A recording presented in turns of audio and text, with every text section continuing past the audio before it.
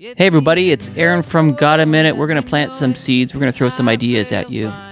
Who will the Antichrist be? Well, maybe we should ask what the Antichrist will be.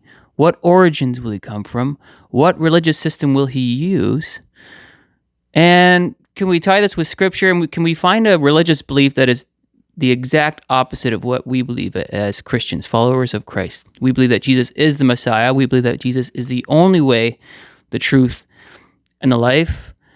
And if you look online, you just do a quick Google search, you'll find that the biggest religion, quote unquote, is Christianity. The second biggest religion is Islam, according to Google, Muslim. So let's just walk with me and journey with me for a bit, okay? We're going to sow a seed here. We're going to plant a seed, and it could be completely wrong, but be open-minded, and this could be the actual storyline. So we'll see. We're going to test this with Scripture. We're going to talk about this as time goes on, but this video is more of a seed planting. Okay. Restrainer's gone. Rapture happened. Now the strongest religion in the world is Islam. And I shared with you on a live stream that in the name of Allah looks like 666 in Greek. In the name of Allah. This religion has sectors in the religion that kill in the name of Allah. How are they going to get people to be beheaded during in the tribulation? Well, if their religion says so, that's the perfect religion and belief system to kill in the name of.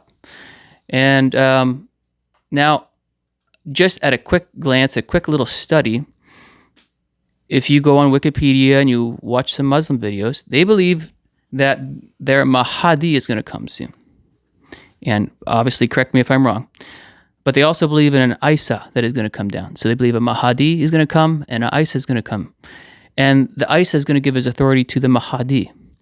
And apparently this guy is going to reign for 7 or 8 years. And then after 7 or 8 years, he's going to lead the Muslims and he's going to restore all things in their mind.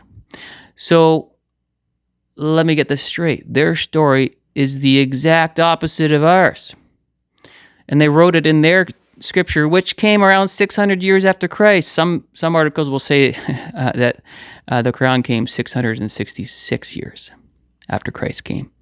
Coincidence? I don't think so. So we've got this idea that the Antichrist might be Muslim. He might be from the Islamic religion. And so you put that on the shelf for a second. And here's the big seed plant that's going to rattle a lot of Christians' brains. And this could be wrong and this could be right. Test it with Scripture. I'm just going to go off the top of my head here. In Revelation 11, we've got the 2 witnesses, but it says that the Gentiles need to trample for 42 months. So that means the Gentiles need to trample for 42 months. Usually it's either Gentile or Jew, right? But in this context, put your hat on with the Muslim theme here. The Gentiles could represent Islam, Muslim, Antichrist people. Now, they do believe that Jesus is going to come back, but they believe that he's only a prophet. And so, of course, we know that Jesus is the way, the truth, and the life. So as long as you just acknowledge Jesus in their mind, then you're fine. But we know that there's only one way to heaven, that's Jesus, right? So they're taking away the power of Christ. And he's just a prophet. And I think what they believe is that Jesus is going to come. I think he's the Isa. This could work. This is an area where I could be wrong, but I'm pretty sure that they believe that Jesus is the Isa who's going to give his authority to have the Mahdi lead them.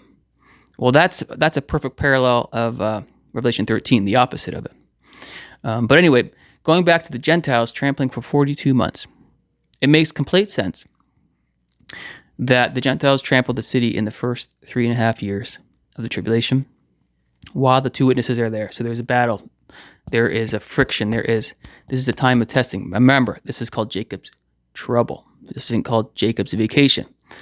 If you read through all the scriptures, there's no peace covenant with Israel anywhere. Daniel 9:27 says a covenant with many. No peace, nothing with Israel. And again, when the restrainer's gone, the strongest religion now is Muslim. And if we read through the first book of Maccabees, you'll see the whole blueprint of how Antiochus came in and he made a covenant with many, with the surrounding nations around Israel, and he immediately started to take away the customs of the Jewish people. And then a few years into it, he set up the abomination of desolation, and then the true Jewish people go to the wilderness for a couple of years and then come back and restore the temple. So that's our blueprint. So when the restrainer's gone, I don't think there's no trickery. I don't think he's trying to trick the Jews at all. I think he's just coming in with a hammer. And he's just like, worship me or you're in trouble. That's it. And so the blueprint is so perfect in the Quran in opposition to what we believe. And so you're setting up the delusion. And 2 Thessalonians, I think it's chapter 2, verse, I don't know, maybe 10 through 13, something like that. Read the whole chapter. It's pretty short. It's a perfect delusion. It's a perfect mirror image of the delusion. And so also when we read in Romans chapter 11, I think it's 25, when it says the fullness of the Gentiles come in. Well, if you read Luke 21, it's also talking about the fullness of the Gentiles coming in. And we're also looking at the Gentiles trampling the city for 42 months. So this verse in Romans 11:25, most of us think that, it's a salvation verse. But in fact, looking at it in the lens of this kind of context, with the Gentiles trampling in, their high point, their highest point, their end is the midpoint, the abomination of desolation. In my perspective, it's possible that the fullness of the Gentiles might be the abomination of desolation. And that's when the Jews go, uh-oh, we got to get out of here. Now we understand the story. We got a jet. This is bad. And that's the fullness of the Gentiles. Then God says, okay, time to get serious. Very, very, very serious. The bowls, the fire, the sores, the everything, the extra earthquakes, the hailstones, the judgment, the extreme wrath. And also remember that when the Bible talks about, in Matthew 24, there will be great tribulation. I would be careful not to call it the great tribulation, but is a time of great tribulation. It's a description of the tribulation getting worse, but be careful not to call it the great tribulation. It's just a time of horrible tribulation because God is upping his wrath.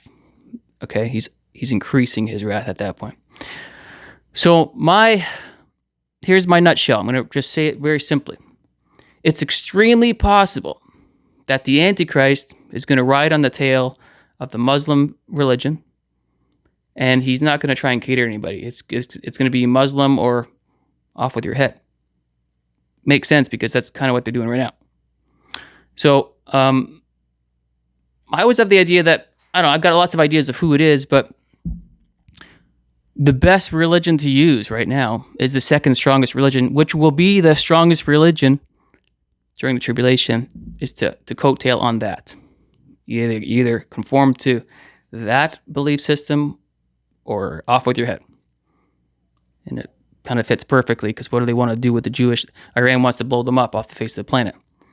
The spirit of Antichrist is there. So let me know what you think. I am learning as I go, but it certainly fits the bill. It's perfect.